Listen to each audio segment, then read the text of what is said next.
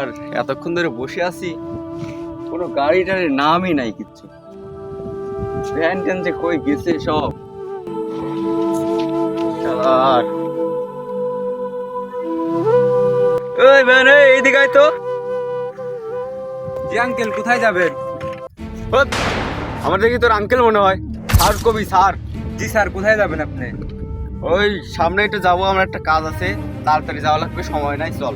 জি sir, ওঠেন। কি ময়লা।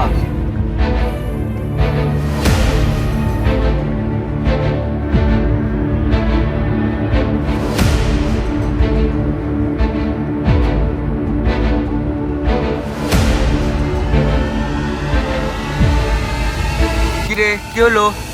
স্যার, একটু দেখা লাগবে। হ্যাঁ, গাড়ি একটু সমস্যা হয়েছে। আমার এমনিতে সময় নাই, তুই আরো তাড়াতাড়ি কর। স্যার, এখানে মনে হয় কোনো সমস্যা নাই, নিচে সমস্যা হয়েছে। আপনি একটু নামেন স্যার, আমি একটু দেখছি। তোদের এই গরিবদের নিয়ে যত সমস্যা, কখন যে কি করে। গাড়ি মনে হয় চলে।